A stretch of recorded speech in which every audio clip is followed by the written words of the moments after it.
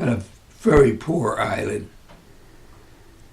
And my father just jumped on a boat one night.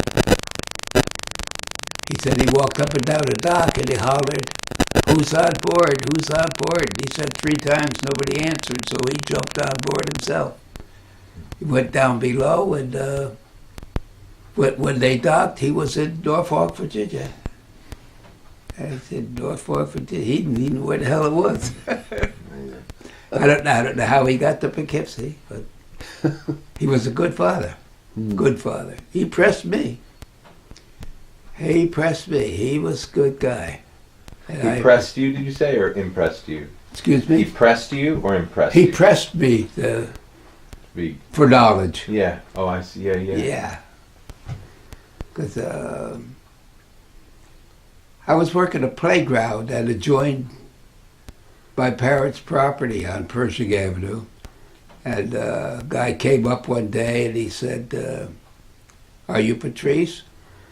I said, "Yes, sir. What can I do for you?" He said, "Well, I'm Eddie Jackson, and I'm the head coach at Johnson C. Smith University, and I've heard some good things about your skills. But," he said, "I think you're a little small for black college football." So, okay, I didn't have any money or have any idea of going to school anyhow. And that was in July, and in August I got a telegram to come down. So that's how I got to school. My mother said no. My father didn't say anything. My friend said go, so I went. I see. Luckily, it was a great experience, and it got me interested in Black history, history period. Can you talk a bit about, as you have been interested in history for so long, are there certain things you feel you've learned that you want people to know? Or? I'm glad you brought that point up, because the 2nd of February I went on a trip with World War II and Korean War veterans to Washington. We started off in a staging area, was the parking lot of a ShopRite store, huge store.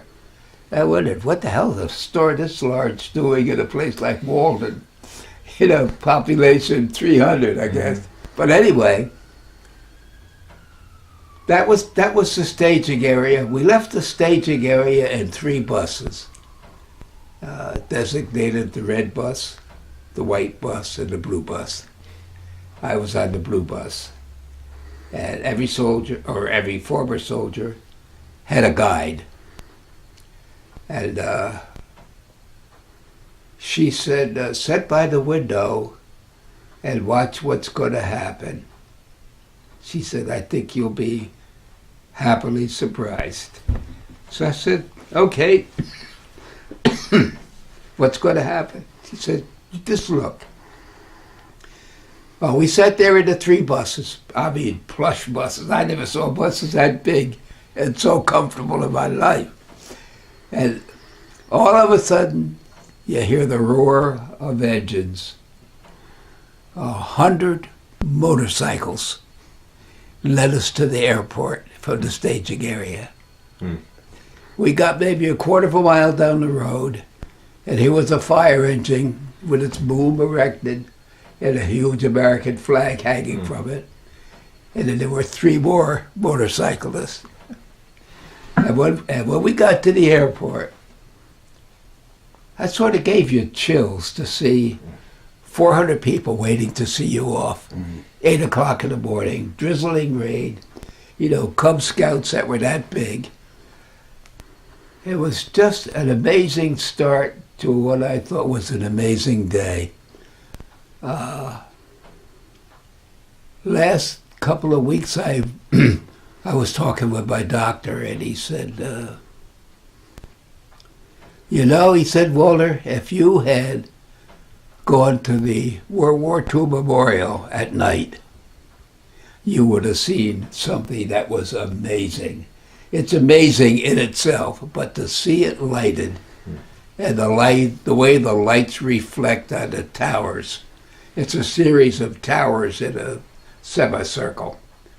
And in the middle of the semicircle is a water fountain that shoots the water way up. Just amazing to look at it. And then we went to the Korean War veterans. It was a great trip, but the thing that amazed me was the people. You know, Washington, D.C. has not been the greatest city in the world. I went to school there in 1946 and 47, and you couldn't even go to the movies. Well, on top of that, in the greeting line, a woman stepped forward and she said, "Can I give you a hug and a kiss?" And I said, "Be my guest."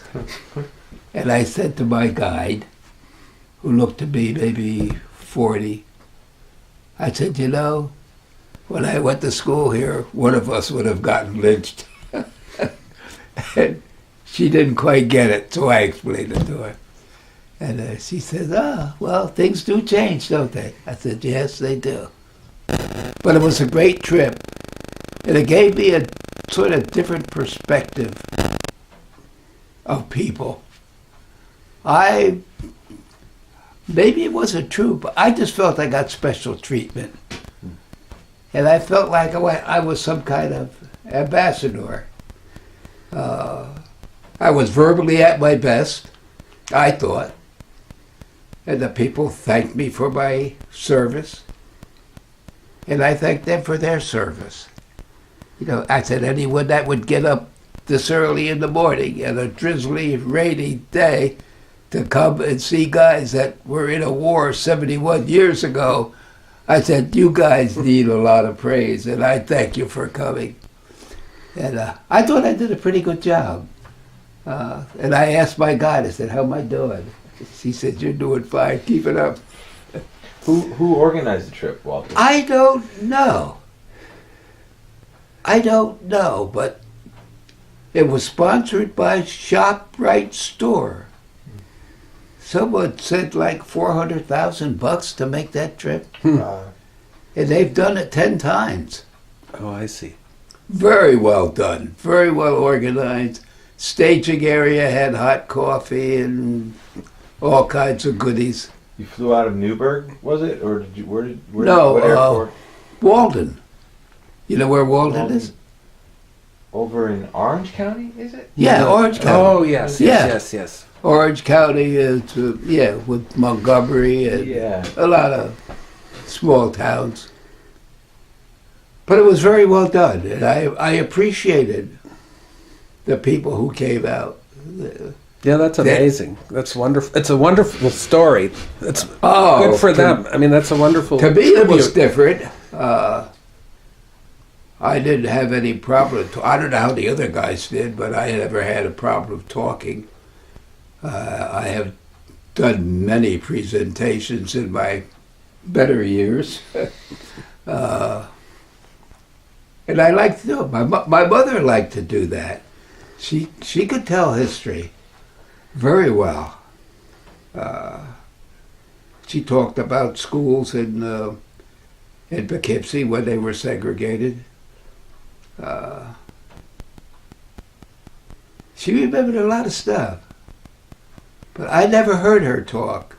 But I've seen some of her stuff in print. For, like newspaper print. Mm-hmm.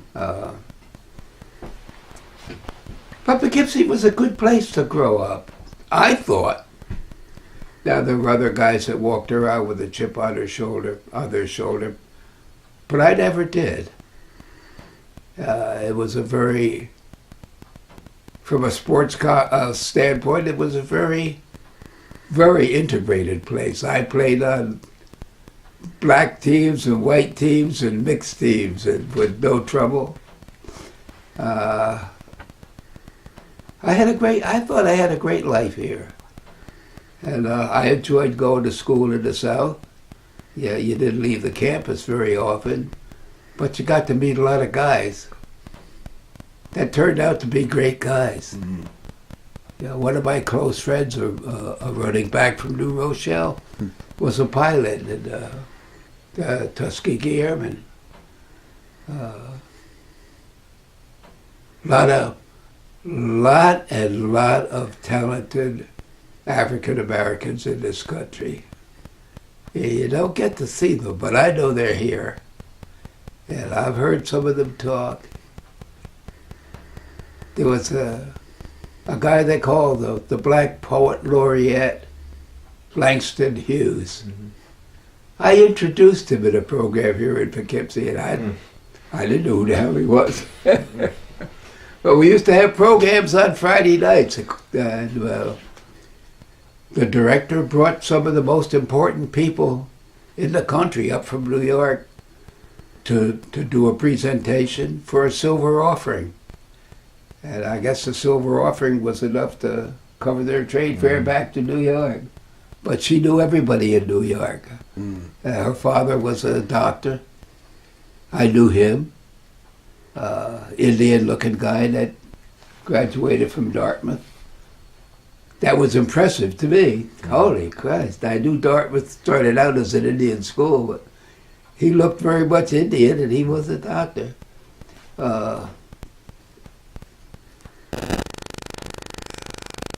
I never had too much travel north of Poughkeepsie until we did some work in the Rhinebeck Cemetery with the Fraser family. Mm-hmm. And what was the guy's name? Brian McAdoo? McAdoo. Yeah. Oh, yes. That was amazing what was discovered there. Yeah. You know, what Bill just discovered as well, and I'm going to go back into the piece to incorporate some of this, but Fraser's daughter, or not daughter, his great-granddaughter. Great-granddaughter, yes. We have, there was one letter that I had, it was on a war veteran's site, that she had written to the pension office in 1917. Something like that. Right around there. Inquiring whether her great-grandfather was ever awarded his pension. And it's a really interesting letter. She was writing from Brooklyn, New York. He's African American. Yes. Well, it turns out, he uncovered, she was the first African American teacher in a white school in New York City. That's right. Now, who was this? Fraser's great-granddaughter. Susan Elizabeth Fraser is her name. And she sued the school district, the Board of Education, for not allowing her to become a teacher sooner. And she actually lost in court, but the school was kind of shamed and then embraced her, and she was one of the most popular teachers. She won a newspaper had a contest, and the winner won a trip to Europe, and she was the teacher that they chose to send to Europe. So she has an amazing story, and she's the daughter of, I think it's Louis, who is the son of Robert, and her brothers are buried in Rhinebeck, and her parents, but she, I think, is buried in the city. I think I haven't quite figured out where yet. But it's also the article she wrote, it was part of I'm not sure if it was part of a journal or not, but you had sent it to me. It's a talk she gave, I think. Oh, and it was, she's compiling lists of female African American writers who were never acknowledged, going back to the early 1800s. Mm-hmm. But what great writers there have always been, women and men of African American heritage, and it's just not acknowledged.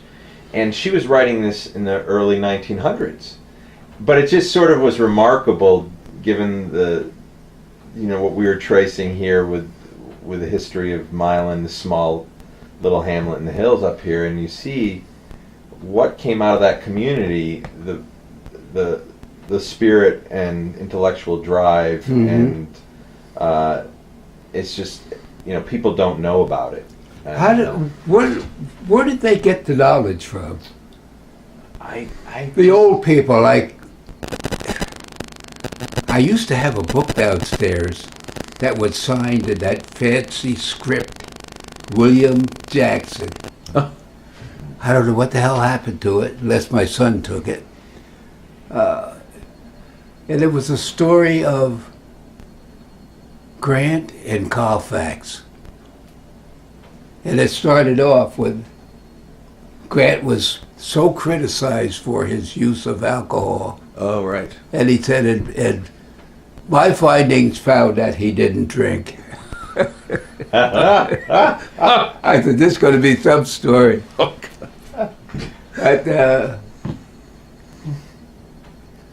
that was a problem with most officers in the Civil War. I don't know how the hell they ever won, to tell you the truth. I think they won because of Lee's. And what I have read, I thought Lee was a terrible general officer. His troops disagreed with him. You know, he was an aristocrat. That's why he joined the Confederacy, because he was a friend of the aristocrats in the South. And he didn't want to be known as letting them down, so he joined the Union. And the guy at the time who was running West Point, I think his name was Colonel Thayer, from the Thayer Hotel. Mm-hmm. Yes, Thayer, yeah. Yeah. That sounds right. He called these guys together and he said, hey, this school isn't going to exist very long, because half of the graduates are joining the Confederate Army. Come on, let's win this thing and get it over with. It's very interesting, the stuff that went on in the country and how people in the South came north on various routes, and they bought shoes in Massachusetts and took them back and sold them to the Confederate Army. Oh, just so much stuff. People have been crooked since, I guess, since we became human. I don't know. Probably. Yeah. And it hasn't, well, I just think it's getting worse, but I don't know. I feel sorry for young people that have to come up through this. But it takes a long time to learn what's going on around you, you know. I had a meeting here month and a half, 2 months ago with the superintendent of schools.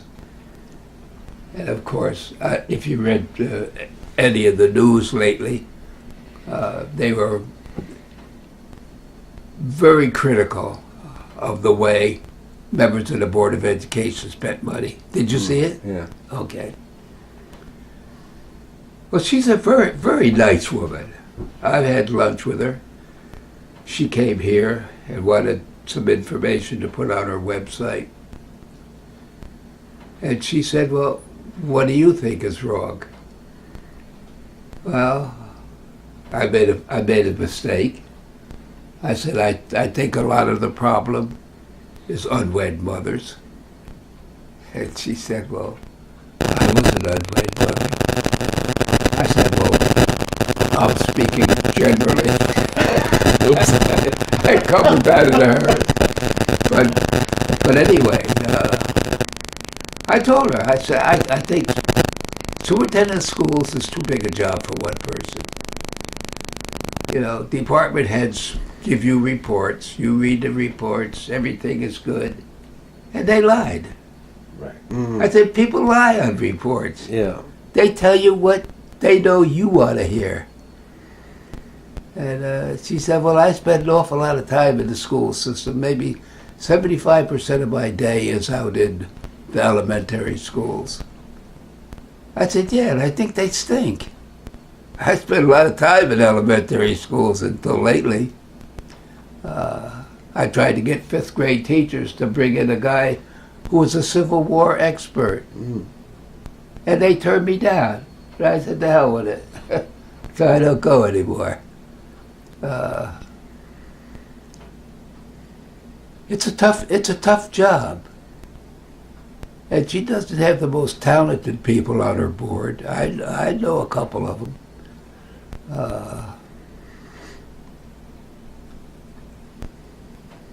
But she's a talker. She's a talker. I'm telling you, she could woo a crowd. Mm-hmm. I heard her at Catherine Street Center one evening, and God, she prances up and down, and she talks to this side, and she talks to that side, and she tells them what she wants them to do for her to make her job easier. And she's never called in a group. I see. Never. Yeah. That I know of. Black History Group talked to her and volunteered her time. We've been here a long time. Yeah, And I'm sure there's things we can tell you that you don't know.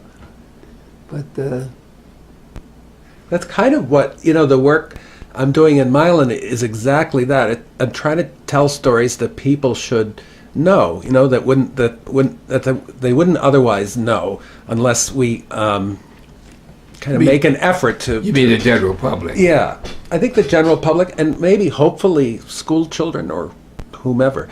So it takes a long time. It takes a long time, and of course a lot of younger people are online now on the web. So we're trying to do. That's why we're trying to do these short videos or do things online, so that younger people might listen to them or learn from them. So what do you think of the teachers up there generally? Oh, I don't have children, so I don't have too much experience with them. I think you don't have to. I don't have any there anymore. But I think education in general is a serious problem here. And I think twofold for me, because my dad was a high school teacher and my mom was as well, and I'm not. And I always thought I would go into it, and then I didn't. I think part of it is in public schools they're mandating now, and I hear this from my friends who are teachers. They're telling them what they have to teach. Yeah. And so you're immediately taking away the reason somebody became a teacher, that inspiration was had the freedom and creativity to be a teacher. And so now I think they feel like they're being handcuffed in what they're able to teach. I don't think they're very well equipped. Mm-hmm. I don't think it's attracting the best people. That's my either. observation from spending a lot of time in elementary school around the corner. I don't think they're very well equipped. They bring nothing to the class except the curriculum. You walk into a class and you should say, did anybody watch Channel 4 last night, or Channel 2? A very interesting story. Let me tell you a little bit of it before we get started. They don't do that. Right. They don't teach local government anymore in school. Right. They don't know who the hell the mayor is, or even I don't know who the hell my representative is. You just have to bring more to the classroom than what the curriculum says. Mm-hmm. I had an English teacher at Howard, and the first day walked in and she says, "Gentlemen, I know there's not a dress code here, but when you come in my classroom, you wear a shirt and a tie. Yeah. You represent the greatest black university in the world, and you should look like it." I said, holy Christ.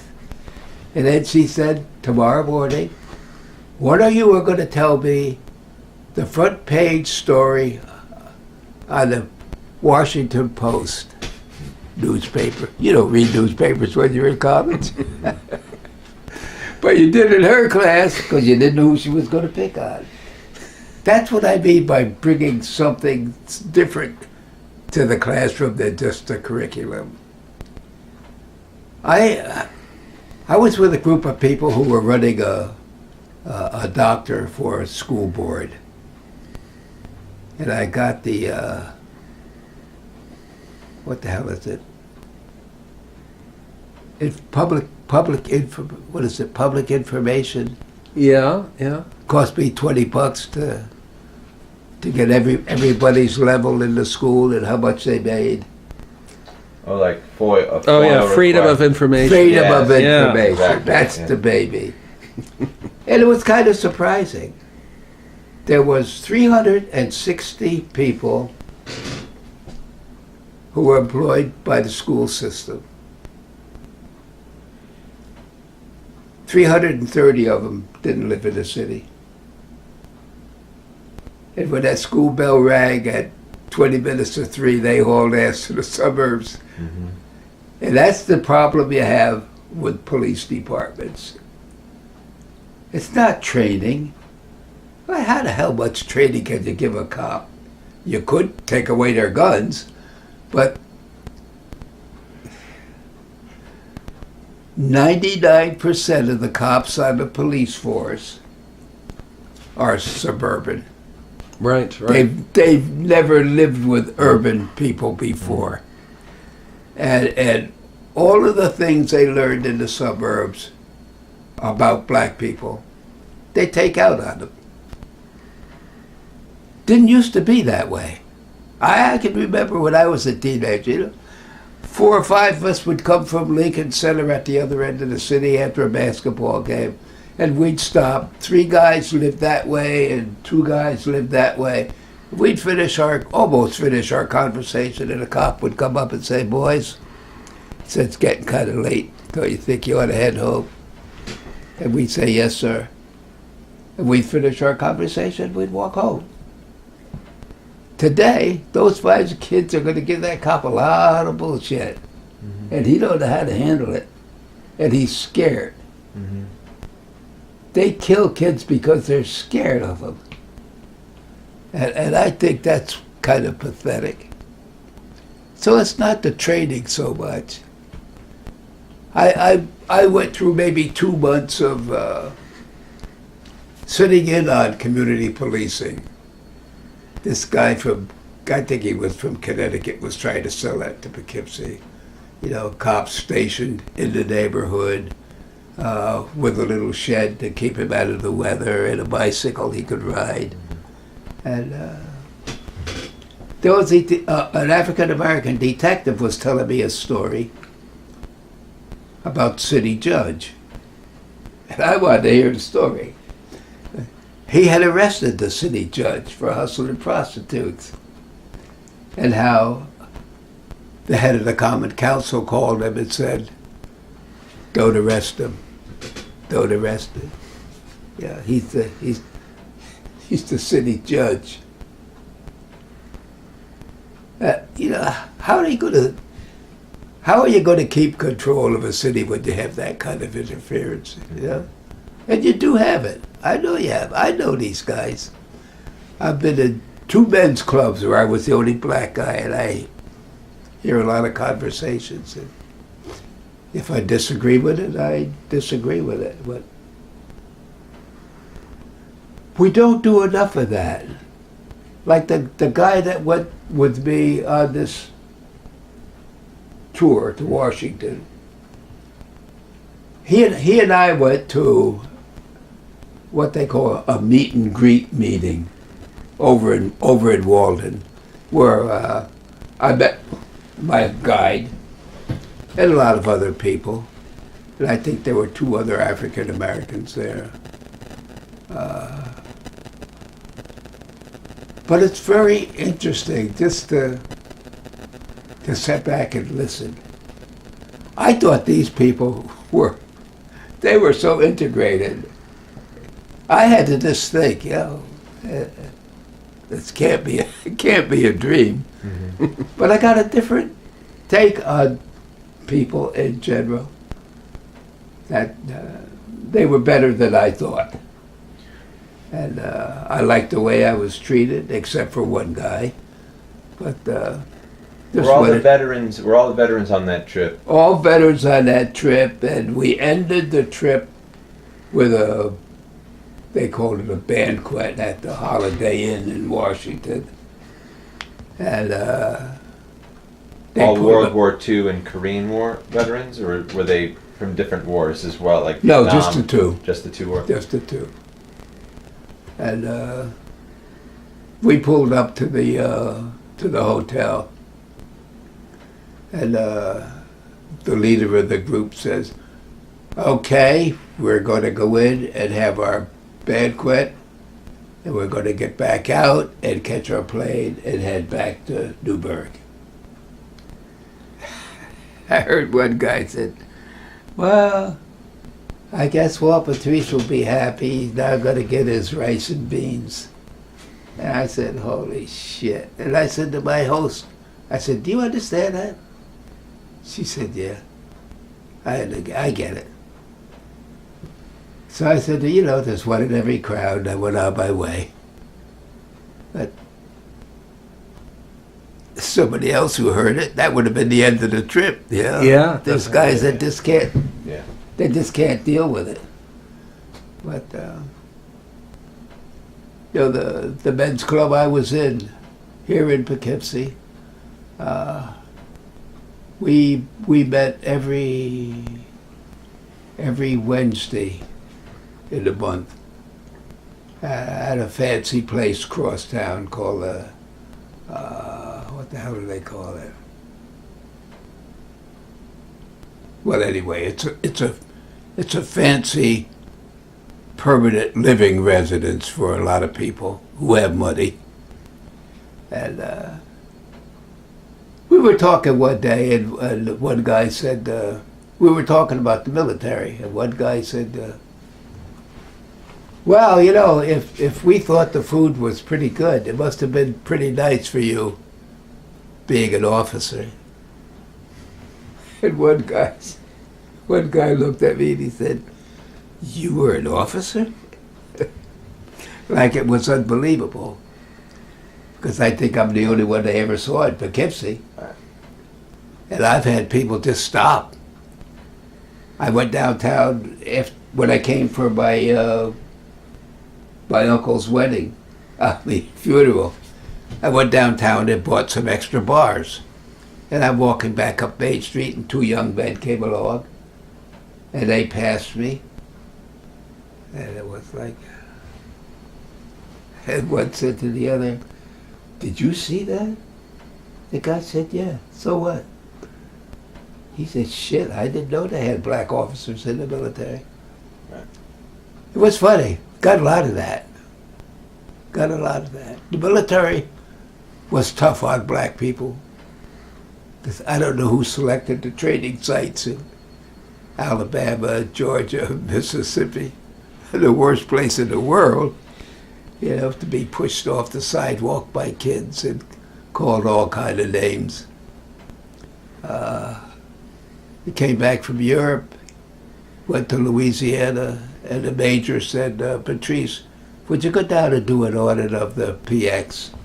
That's the, you know what the PX is? Yeah, I think so. Yeah, it's a store. Store, yeah. General store. Yeah. Big. They had a big one out of school. So he gives me a clipboard with all the paperwork, and I didn't have anything else to do, so I went down there and I said, could I speak to the manager? And the guy said, I am the manager. What can I do for you? I said, I'm here to do an audit.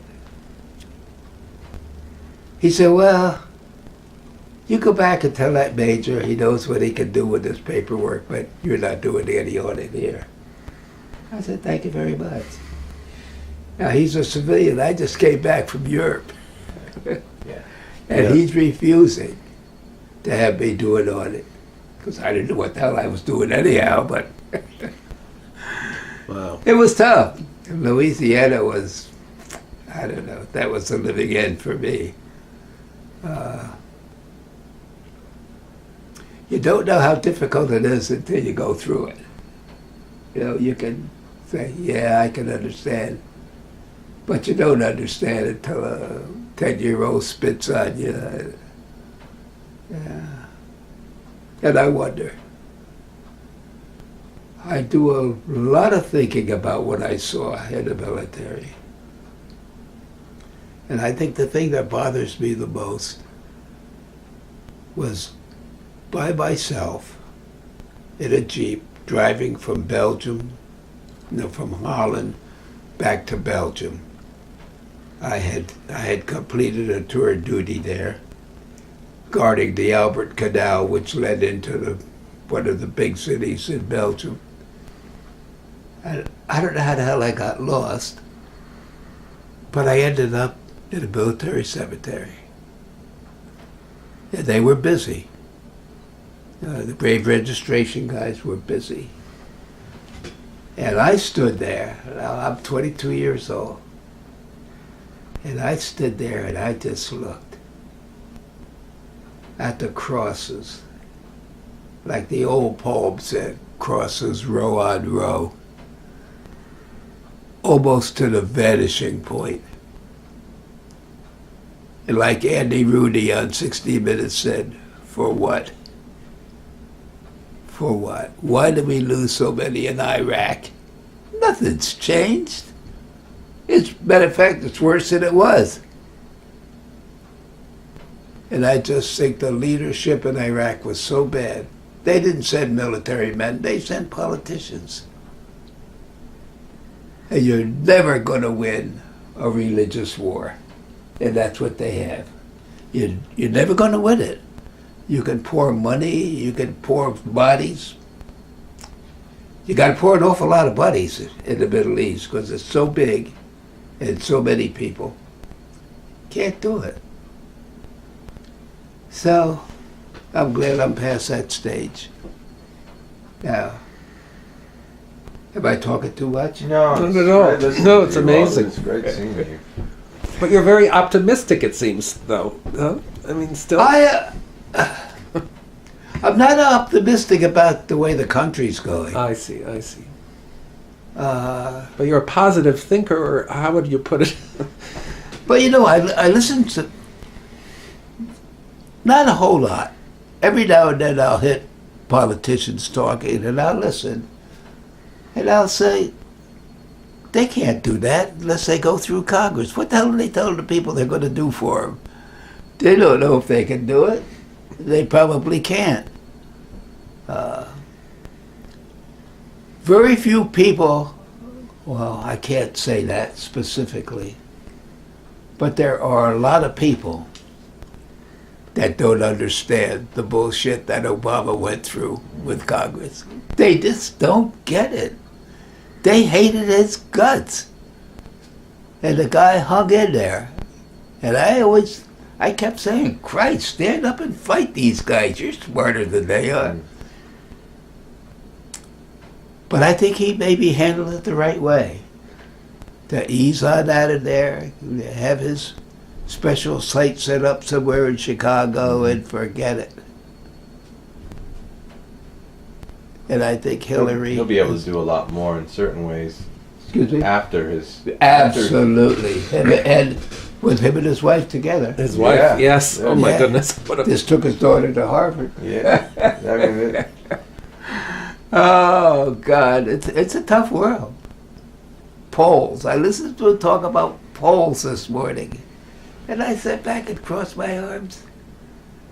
And visually or dreamily looked up and down my street. And I'll tell you, about 6 months ago, I did my own poll. I said, how many times have you been called by people doing polls? Mm-hmm. And they would all say, are you kidding? Nobody ever called me. Yeah. Yet they're telling you Hillary has the black vote.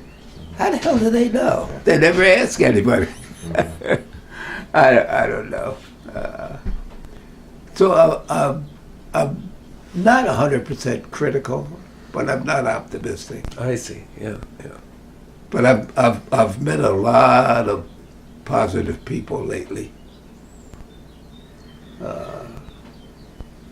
I'm in another group now with 5 other guys, and we sit every Wednesday for an hour, and we talk. My other group was good. It was history, mostly Civil War history, some World War II, and I just learned a lot. How was it like to be an infantryman in a white organization in World War II? I don't know. I had a sergeant come to me in Belgium. And they said, Lieutenant, he says, I just came to say I won't be seeing you around anymore. I said, where are you going? He said, I'm joining the infantry. They need some people. I said, they didn't need you before. What the hell do they need you now for? The war's almost over. You're going to go out there and get killed because you wanted to be an infantryman. They didn't want you in the infantry before. Just see the war through and go to hell on home. He said, nah, I got to try this. I don't know. I don't know whether he made out or not, but nice guy. But I found it pretty nice in the military. There were no black officers in my regiment when I arrived. And they checked my mail. They checked my luggage. Now, a guy told me that, my captain told me that. And he said the colonel stood up in a meeting and he said, I have a black officer coming. Who wants him? And he said, nobody stuck up their hand. And the colonel said, I have a total of 3 black officers coming. Who wants 1? Or who wants 2? Or who wants 3? And the captain said, I'll take all 3. I guess they looked at him like he was crazy. But he was one of the greatest guys I ever ran into. Chicago guy, graduate engineer from the University of Illinois. He stuttered. And he liked to play poker. He and I became real good friends. And the result of that was every time there was something going on, like a V-2 rocket would hit in Liège. And he called me Pete. I don't know where the hell he got that from, but he said, Pete, get a couple guys and run down there and see what you can do for the people. Okay. So you help, see what you can do, dig out some people. Because when those babies hit, they blew everything. And you know, most of Belgium was cobblestones. Did you know they made those by hand? Guys sat at the edge of a quarry and they made those by hand with their tools. And they would look at it and flip it around. They had like a piece of inner tube made a glove out of inner tube. And that's what they held that brick in. And they would look at it, and turn it over, and they would go bing, and a piece would fly off. And I guess they did piecework. Shaped the city that way. I stood there and watched those guys and holy Wow, Christ. all hand done. Yeah. Quite an experience. I talked to the people. I gave away a lot of stuff because all the guys wanted, I don't know what the hell they call it in French, but they wanted shaving cream.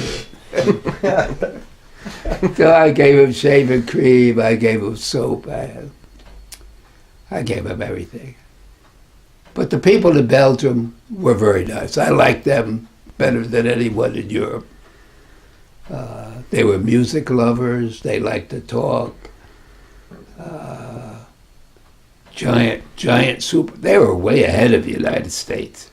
Supermarkets, nightclubs with lights coming up through the glass floor. It was beautiful, just beautiful.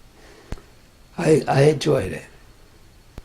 I should have been a little more educated because there were so many things to see that I didn't know what I was looking at, like outstanding towers, the Cathedral of Tours. I could see that thing today. Never had any idea what the hell it meant. I saw some bits of London, not much. Normandy was like the area between Rhinebeck and Red Hook. Nothing. Normandy was absolutely nothing until you went maybe 40 miles and you run into St. Lo and St. Miraculous that were just wiped off the map. Artillery fire. Killed an awful lot of people. And we got up to Paris. Didn't stop at Paris. Didn't stop at Versailles. Went on up into Belgium. Very nice people. I met a young man who was a mining engineer. And I brought him an orange one day. I said, here's a gift for your newborn son. And he says, oh, my goodness, this is great. I haven't seen an orange in years. And he said, if you come back, I'm going to take you down to the mine. I said, really? I said, how far down do you go? He said, 6.5, 7 miles. I said, forget it. Oh, no thanks. I said, forget it. I had a lot of good experiences during the war until I got back to the States, and the States was bad. But there's a lot of good stories about the Red Hook area back in. Can I show? Would you mind if I showing him your photographs